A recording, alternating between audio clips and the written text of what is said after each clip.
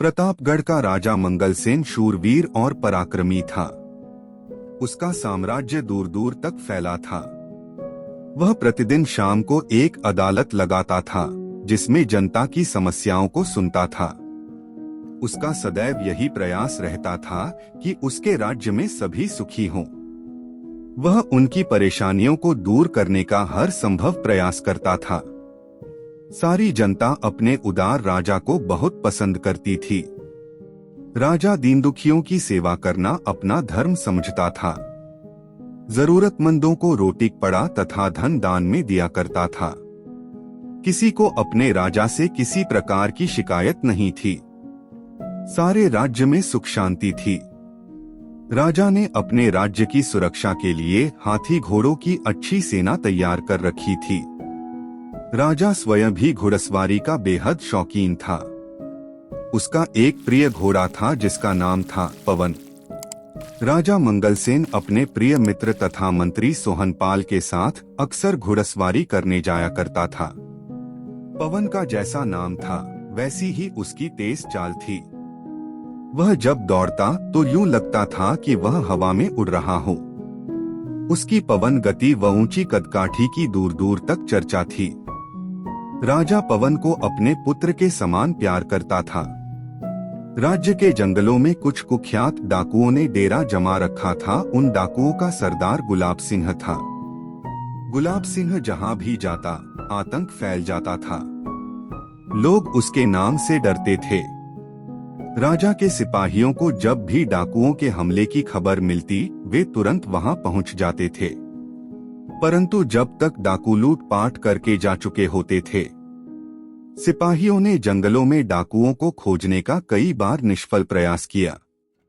राजा चाहता था कि डाकुओं को पकड़कर उन्हें मौत की नींद सुला दिया जाए ताकि राज्य में किसी प्रकार की अशांति न रहे।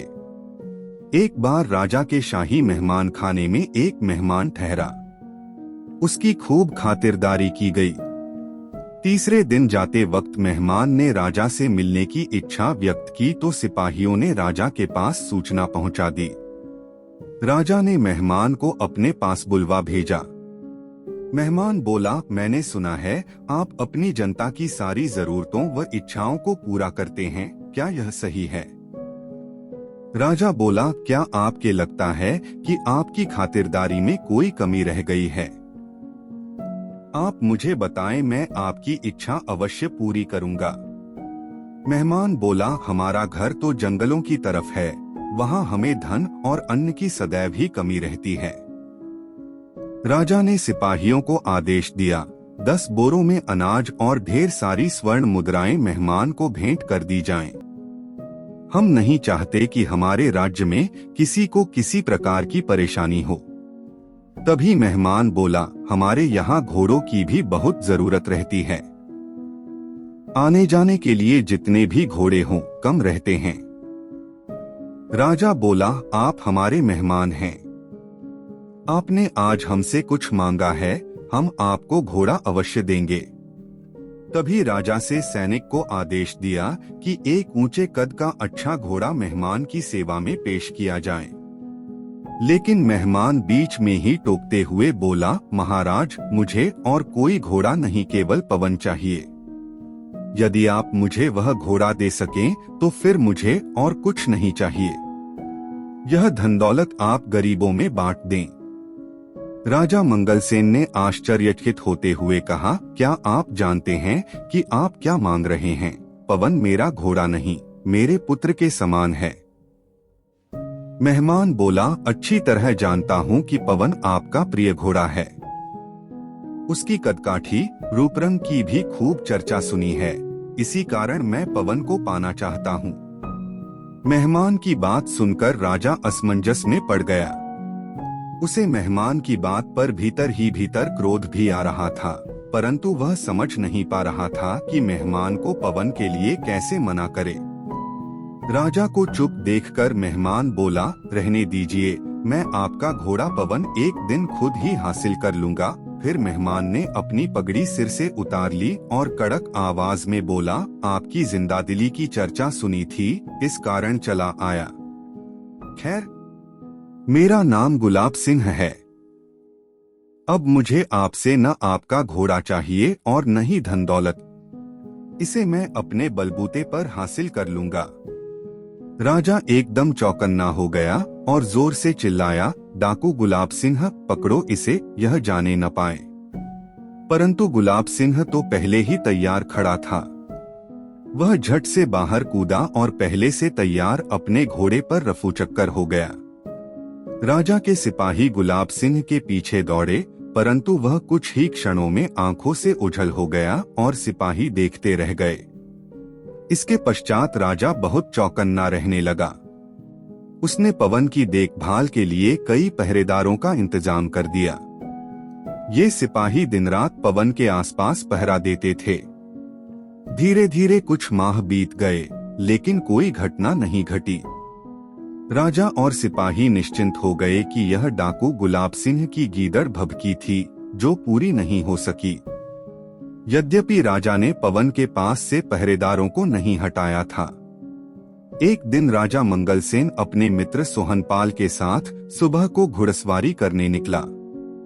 दोनों लोग काफी देर घोड़ा दौड़ाते रहे।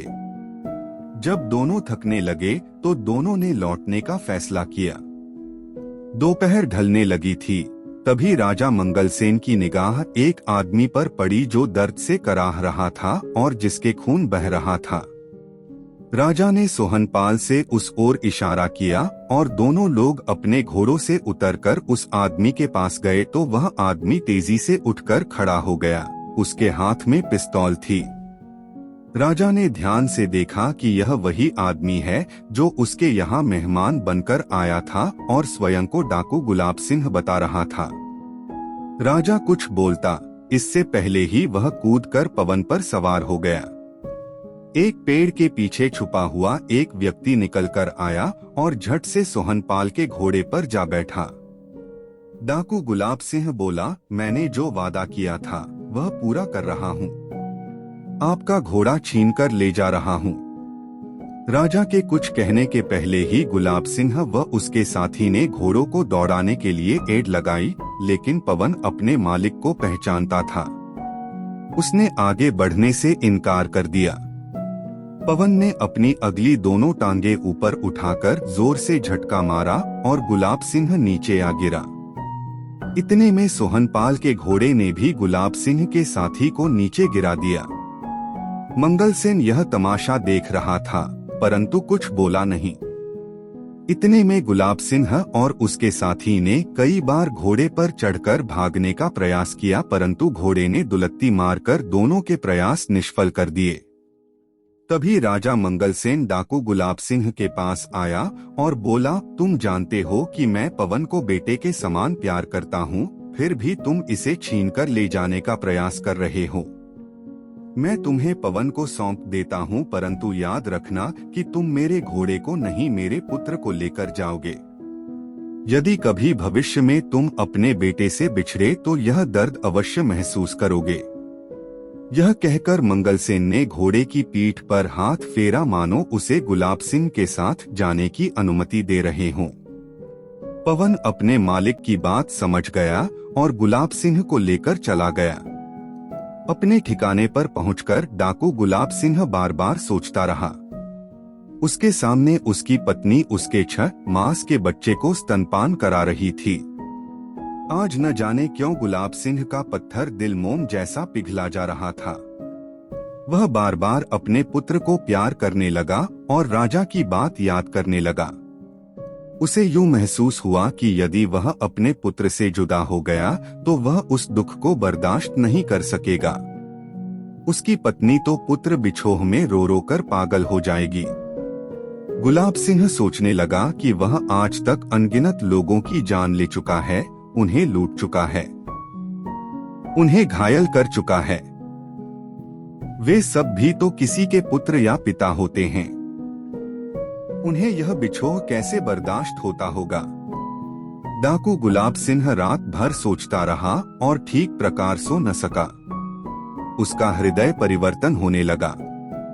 सुबह ही वह अपने साथियों के साथ राजमहल पहुंच गया। अपने हथियार राजा को सौंपकर उसने आत्मसमर्पण कर दिया। राजा का घोड़ा पवन राजा के सैनिकों को सौंप दिया।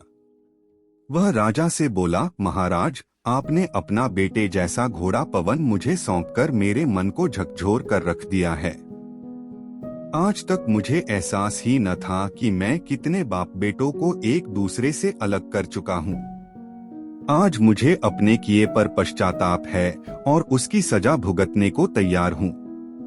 आज वास्तव में महान है। ईश्वर ने आपको राजा बनाकर इसीलिए धरती पर भेजा है कि आप हम सबका उद्धार कर सकें। डाकू गुलाब सिंह भावावेश में बोलता जा रहा था। राजा ने कहा, गुलाब सिंह, सबसे बड़ी बात यह है कि तुम्हें अपनी गलती का एहसास हो गया है। मैं तुम्हारी सजा माफ करता हूँ और अपनी सेना का सेनापति तुम्हें नियुक्त करता हूँ। मैं चाहता हूँ कि तुम अपनी शक्ति का प्रयोग सही दिशा में करो और अपने देश की रक्षा करो। सारे लोग राजा मंगलसेन की ओर अचरज भरी नजरों से देख रहे थे। राजा का न्याय सुनकर सभी के होठों पर खुशी की लहर दौड़ गई और वे राजा के आगे नतमस्तक हो गए। अचानक सभा में तालियों की गड़गड़ाहट गूंज उठी और लोग राजा की जय जयकार करने लगे।